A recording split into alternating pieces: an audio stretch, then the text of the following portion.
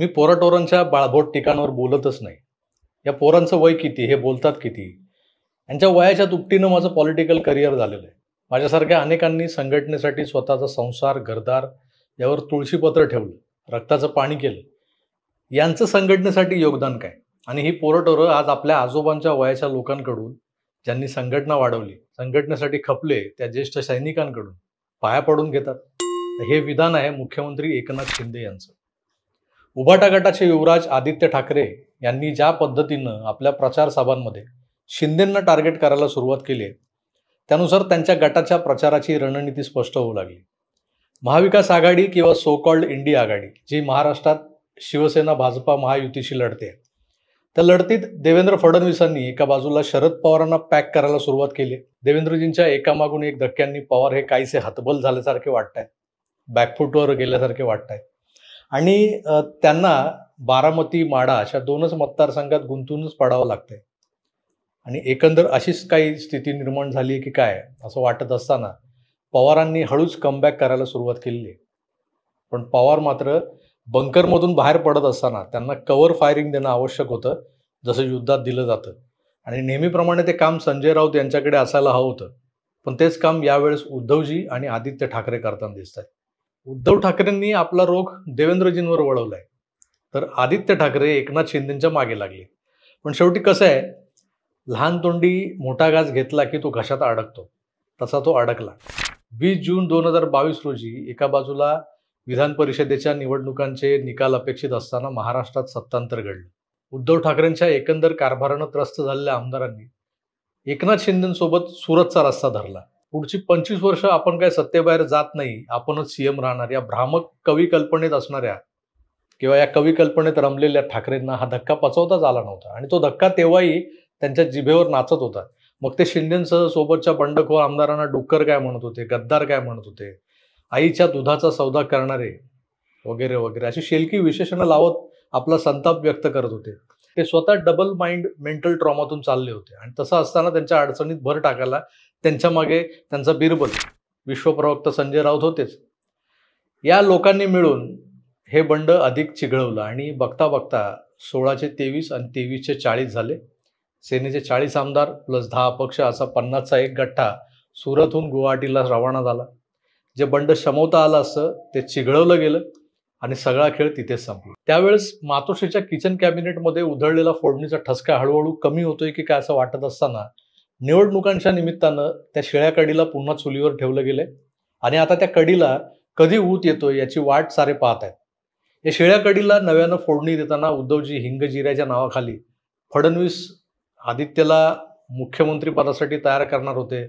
तयार करणार म्हणजे बघा ना, डायपर बांधून, जॉन्सन बेबी पावडर लावून, त्यावर जाई काजळाचं तीट वगैरे लावून या गुडगुडीत बाळाला तयार करणार होते आणि स्वतः मात्र दिल्लीला निघून जाणार होते. असा एक तडका त्यांनी परवाच्या मुलाखतीत मारलाय या शिळ्या कढीला. इकडे कसं आहे, बाप नंबरी तो बेटा 10 नंबरी असा सगळा प्रकार आहे. बापाने एक एक जिन्नस पडताळातून काढून आणले म्हटल्यावर बेटा पोटमाळ्यावर चढला. तिथून त्यांना आणखीन भयानक तेजपत्ता, जायपत्री, काळी मिरी, लवंगा गोणीतून काढल्या आणि त्या गरम मसाल्याची फोडणी आता या शिळ्या कढीला द्यायला निघालाय. एकनाथ शिंदे यांचे म्हणे नोटांचं गोडाऊन ईडीला सापडलं, म्हणजे भाजपला सापडलं होतं आणि त्या गोडाऊनला वाचवण्यासाठी किंवा ईडी सीबीआयची कारवाई टाळण्यासाठी शिंदे मातोश्रीवर गेले. तिथं रडले, दाढीला हात लावून वगैरे. काय ॲक्टिंग करतात आजकाल ते. बाळराजे सध्या जाम फॉर्मात आहे, सॉलिड ॲक्टिंग वगैरे चालू आहे. ठाकरेंच्या जीन्समध्येच आहे म्हणा ते अभिनय, नकला वगैरे. प्रबोधनकारांनी तर सिनेमांमध्ये आणि नाटकांमध्ये अभिनय केलेला आहे. मोठे साहेब तर जाहीर सभांमध्ये भल्याभल्यांची मिमिक्री करायचे. त्यानंतर राज ठाकरेंनी हा वारसा जपला होता. पण अलीकडे मातोश्रीवाले पण थोडेसे सिरियसली राजकारण करू लागलेत बहुतेक. तेव्हा मिमिक्री हा आपला खानदानी स्ट्रॉंग पॉईंट ते सोडतील कसा. तर अगदी नकला करत आदित्य ठाकरे ह्या सगळ्या गोष्टी आहेत ना त्या लोकांसमोर मांडत होते. पण एक लक्षात घ्या, आता तुम्ही जो इतिहास सांगताय ते घडलं कधी.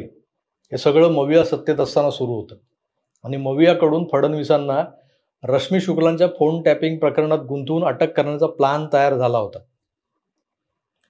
तुम्हाला आठवत असेल. आणि फडणवीसांना आता काही झालं तरी अटक होणारच अशी स्थिती निर्माण झाली होती. त्यामुळं मग भाजपानं शिंदेंच्या नोटांच्या गोडाऊनचा बाऊ करत त्यांना हे सरकार पाडायला प्रवृत्त केलं गेलं असं म्हटलं जात आहे.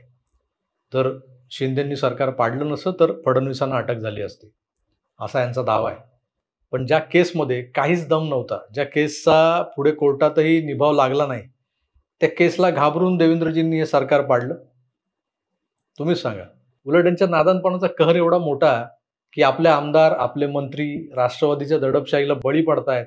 राज्यात जागोजागी शिवसेना संपवण्याचे उद्योग अजितदादा आणि कंपनी राजरोसपणे करते.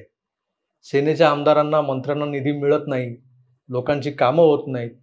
शिवसेनेच्या आमदाराच्या मतदारसंघात राष्ट्रवादीचा पराभूत जो नेता होता तो विकास कामं करतोय, तो निधी आणतोय, पुढच्या निवडणुकीची तयारी करतोय, हे त्यांना दिसतच नव्हतं. यांना दिसत होतं ते फक्त वसुलीचं टार्गेट. सचिन वाझे, अनिल देशमुख, बार मालक आणि महिना 100 कोटी. आता वारंवार ज्या मातोश्रीच्या तळघराचा उल्लेख आपण ऐकतो, त्या तळघरात नेमकं काय आहे? खोके आहेत की पेटे आहेत? तळघरही एक प्रकारचं गोडाऊनच आहे की, असंही म्हणू शकतो आपण. मातोश्रीच्या पहिल्या मजल्याबद्दलही वाह्यात कुजबूज सोशल मीडियावर होत असते, पण त्याचा राजकारणाशी काही संबंध नाही, त्यामुळे आपण त्या भानगडीत न पडलेलं बरं. पण काय आहे की तळघरात काय दडवलंय हे सुद्धा लोकांना कळू द्या कधीतरी. आता चोराच्या मनात चांद नाही या म्हणीचा प्रत्यय इथे कसा येतो बघा. आपल्या घराखाली असं एक तळघर आहे जे आपण जमवलेल्या काळ्या धनाचं गोडाऊन होतं कधी काळी मुद्दाम म्हणतोय, कारण आज काहीच सापडणार नाही तिथे. सारं काही दुबई, लंडन किंवा त्या जमैका, बार्बाडॉस अशा सारख्या बेटांवरच्या बँकांमध्ये जमा झालेलं असणार. पण आपलं एक गोडाऊन होतं नोटांचं, म्हणजे शिंदेंचंही असणार. या ठोकताळ्यानुसार हा नवा जुमला सध्या प्रचारात वापरला जातोय. या प्रकारासाठी आपण खाई त्याला खवखव असंही म्हणू शकतो.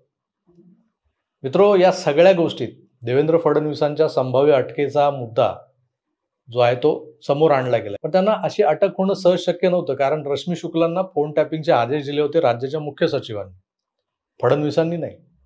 तर हे माहीत असल्यानंच जेव्हा चौकशीसाठी बोलावलं जाणार असं कळलं, तेव्हा देवेंद्रजी स्वतः सायबर पोलिसांच्या बीकेसीतल्या मुख्यालयात जायला निघाले होते. पण पोलिसांनीच त्यांना थांबवलं. इकडे येऊ नका, आम्हीच तुमच्या घरी येतो आणि जबाब नोंदवतो असं सांगत त्यांनी जो काही संघर्ष त्यांना दिसत होता तो संघर्ष टाळला होता. कारण वस्तुस्थिती अशी होती, देवेंद्रजींना अटक होणार अशा अफवा मुंबईत पसरल्या आणि हजारो भाजपा समर्थक कार्यकर्ते वांद्र्याला पोहोचले. हजारोंचा जमाव बीकेसीत पोलीस मुख्यालयासमोर जमायला सुरुवात देखील झाली. देवेंद्रजींच्या केसालाही धक्का लागला तर मोठा अनर्थ होऊ शकतो हे ताडलेल्या पोलिसांनी मग सागरवरच त्यांची चौकशी केली आणि विषय संपवला. चौकशी तर झाली. आता या चौकशीतून देवेंद्र फडणवीस दोषी सिद्ध झाले असते तर मवियाच्या वसुली अधिकाऱ्यांनी यांना सोडलं असतं का?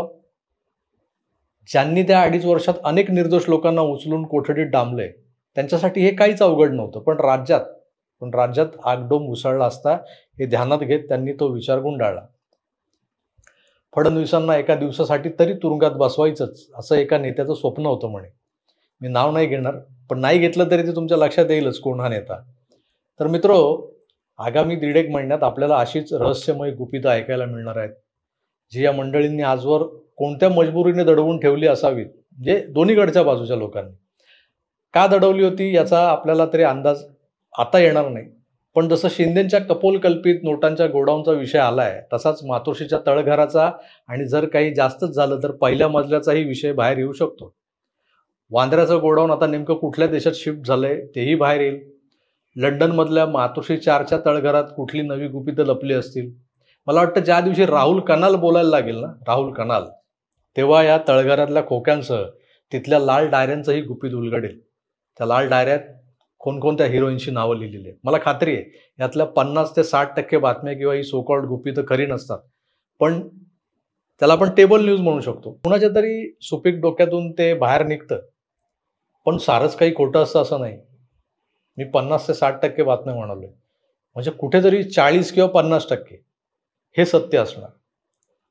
आता हे सगळं कोणाच्या तरी सुपीक डोक्यातून बाहेर निघतं वगैरे ठीक आहे, पण मातोश्रीच्या तळघराबद्दल आणि पहिल्या मजल्याबद्दल त्यांचे कलानगरमधले एकेकाळचे शेजारी, एकेकाळचे समव्यावसायिक अभय भिडे हे जरा जास्तच अधिकारवाणीनं बोलू शकतात. लाल डायऱ्यांबद्दल राहुल कनाल बोलू शकतो, तर काळ्या डायऱ्यांचा हिशोब हा एकेकाळी मातोश्रीवर असणाऱ्या मोरेश्वर राजेंना ठाऊक असेल. शक्य झाल्यास कधीतरी या सगळ्यांना बोलतो करू आपण. बघू कधी योग येतोय. तुर्तास काय झालंय, बाळराजे गोडाऊन गोडाऊन खेळतायत, पण जोडीला त्यांची वाणी जी आहे ना ती मात्र तीक्ष्ण आणि तीव्र बनत चालली.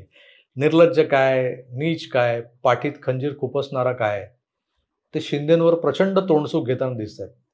खोटं बोल, पण रेटून बोल, रडून बोल, रेकून बोल वगैरे हे त्यांचे डायलॉग आहे. ह्यांच्या बाबतीत काय म्हणणार? खोटं बोल, पण पेंग्विन सारखा प्या प्या करत त्या स्वरात बोल, असंही काही लोक बोलतायत. तर यावर आपण एवढंच बोलू शकतो, चालू दे तुमचं निवांत. तुर्तास थांबतो, पुन्हा भेटूच. तोवर आपली काळजी घ्या आणि कंटेंट आवडत असल्यास आमच्या चॅनेलवरचा लाईक करा, शेअर करा, सबस्क्राईब करून पाहत राहा आकार DG9. धन्यवाद. नमस्कार.